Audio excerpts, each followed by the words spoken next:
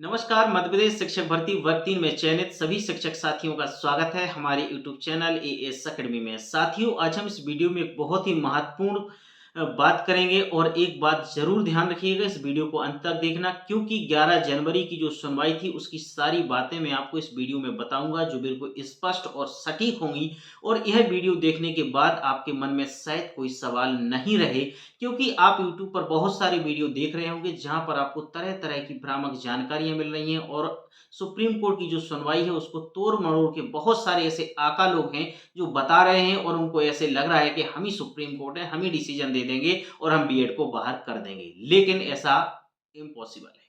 तो सुनिए मेरी सब बात को। सबसे पहले तो आपको बता दूं कि जो 11 जनवरी 2024 की सुनवाई थी, आपको ये बात बिल्कुल क्लियर है कि अर्नव घोष की थी। अर्नव घोष एक अपॉइंटमेंट टीचर नहीं है, ये बात आप सभी को पता होना चाहिए। अर्नव घोष अपॉइंटमेंट टीचर नहीं है और यह इसलिए लगाई गई थी कि भाई हम उसको ये पता चल जाए कि 11 अगस्त 2023 के बाद हमारे लिए लिया जाएगा या नहीं लिया जाएगा। तो यहाँ पर जो चयनित शिक्षक साथी हैं उनके बारे में बिल्कुल भी सुनवाई नहीं हुई और जज साहब ने ये बिल्कुल साफ कर दिया था कि यह जो याचिका है यह क्लेरिफिकेशन है और ये अर्नव घोष की है, मतलब ऑन गोइंग जो है भर्तियां हैं उनके लिए है, ना कि जो लोग जॉब कर रहे हैं उनके लिए। तो आपको ये समझना बहुत जरूरी है कि आप शिक्षक हैं और आप ज्वाइन कर चुके हैं, ये आपकी सुनवाई नहीं थी। इसलिए बहुत सारे लोग ऐसा बोल रहे हैं कि बीएड को बाहर कर दिया, उनकी याचिका खारिज कर दी। तो ये कोई भी अपॉइंटमेंट टीचर की याचिका खारिज नहीं हुई है, ये अर्नव घोष की यानी ऑन गोइंग वाले लोगों की याचिका खारिज हुई है। ये बात क्लियर है। आपको पता होगा कि हमारे जो एडवोकेट, सीनियर एडवोकेट थे अभिषेक मनु सिंघवी साहब थे, बहुत ही अच्छे और सीनियर एडवोकेट थे। मैंने भी उस सुनवाई को पूरा सुना और सुनने के बाद मुझे ऐसे लगा कि अभी तक की जितनी सुनवाई हुई है उनमें सबसे बेस्ट, सबसे बेहतरीन सुनवाई 11 जनवरी की सिंघवी साहब ने की है। एक बात याद रखिएगा, बहुत महत्वपूर्ण थी और उन्होंने जो पॉइंट रखे बहुत ही अच्छे तरीके से और अच्छे ढंग से रखे।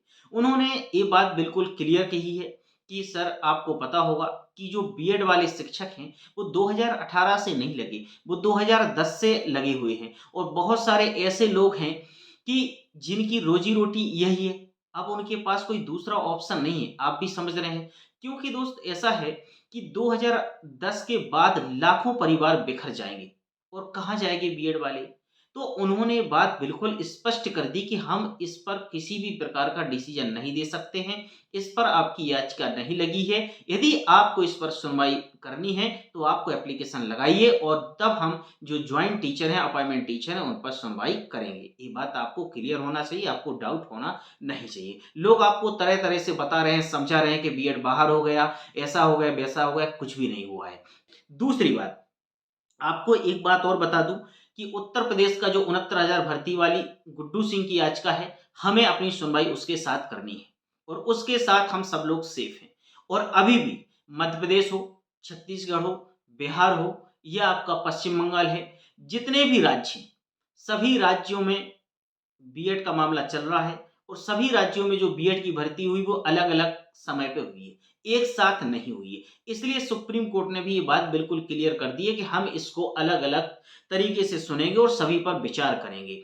ऐसा नहीं है कि अभी कोई आदेश दे दिया हाई कोर्ट ने या सुप्रीम कोर्ट ने कि आपको निकाल दिया है। इसलिए आपको मेंटली डिस्टर्ब तो होना ही नहीं है। आप शिक्षक हैं, आपको मेंटली मजबूत होना बहुत ज़रूरी है। आप मजबूत रहिए और स्वस्थ रहिए। यदि आप मजबूत रहेंगे, मानसिक स्वस्थ रहेंगे तो आप अच्छा सोच पाएँगे और जब अच्छा सोच पाएँगे तो इन दलालों का सामना कर पाएँगे, इस बात को याद रखिएगा, ठीक है? तो आपको परेशान नहीं होना, आपको नौकरी पर ध्यान देना है। नौकरी के साथ-साथ 29 तारीख को आपको पता है एक बहुत ही महत्वपूर्ण सुनवाई है हाई कोर्ट में। ये भी आपको पता है कि उन्होंने कहा था कि मेरिट बेस पर हम इसका डिसीजन दे देंगे।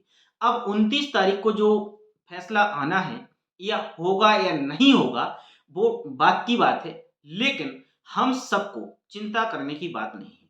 हम सबको साथ रहने की ज़रूरत है, एक साथ मजबूती से खड़े होने की ज़रूरत है। जिस तरीके से हम लोगों ने सुप्रीम कोर्ट में अभिषेक मनु सिंघवी सर को खड़ा किया और वहाँ से बहुत ही बेहतरीन डिसीजन मिला। इस प्रकार से डिसीजन मिला कि आपके ऊपर किसी भी प्रकार की आँच नहीं आई, आप एक स्तर से सेफ ज़ोन में हैं, आप बिल्कुल भी डिस्टर्ब नहीं हैं। और ना सुप्रीम कोर्ट आपको डिस्टर्ब करना चाहती है, ये बात आपको बता दूं। ठीक है, लेकिन हाई कोर्ट में 29 जनवरी को जो सुनवाई है उसमें आप सबको एकजुट होना इसलिए जरूरी है। आपको पता होगा कि जब सीनियर एडवोकेट आते हैं तो पैसे लगते हैं और वो पैसे लेते हैं। सीनियर एडवोकेट की जो फीस होती है वो थोड़ी सी महंगी होती है, ज़्यादा होती है। कोई एक व्यक्ति विशेष तो दे नहीं देगा। हम बीएड शिक्षक हैं, आपको पता होगा हम सबको लगभग सैलरी मिल रही है। 22-23 हज़ार सैलरी कम नहीं होती दोस्त। जब हम सैलरी लेके सहयोग करेंगे, हम सैलरी ले रहे हैं तो यार हम 1000, 2000, 3000 तो सहयोग कर ही सकते हैं ना। जो लोग कुछ नहीं कर रहे हैं उनसे तो सीखो कि वो आपकी नौकरी खाने के लिए कितना प्रयास कर रहे हैं, कितनी लड़ाई लड़ रहे हैं, पैसे इकट्ठे कर रहे हैं और दलालों को दे रहे हैं। समझ रहे हैं? और वो पैसे ले लेके वर्गला रहे हैं कि बीएड बाहर, जबकि ऐसा कुछ है ही नहीं। हकीकत कुछ और है और बता कुछ और रहे हैं। इसलिए मेरा आप सभी शिक्षक साथियों से एक ही निवेदन है, 29 तारीख की जो सुनवाई है उस पर हमें मजबूती से पैरवी करना है और मजबूती से पैरवी करना है तो हमें अच्छे सीनियर एडवोकेट्स की ज़रूरत है। और सत्य बाद में जीतेगा, लेकिन जीतेगा ये बात तय है।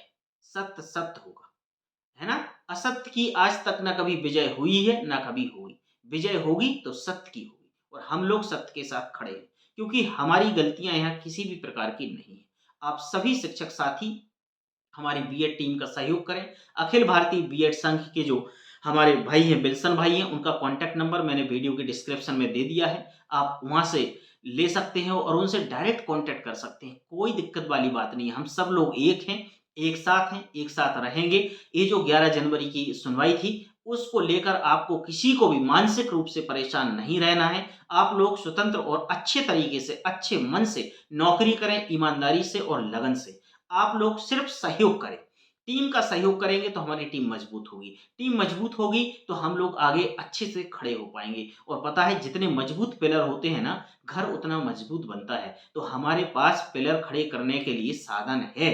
हम लोग नौकरी कर रहे हैं, सैलरी सबको मिल रही है। इसलिए आप सब लोग समझ गए होंगे कि हमें आगे क्या करना है। 29 जनवरी को बहुत मजबूती से दोस्त पैरवी करना है और करानी है। याद रखना आप सबको।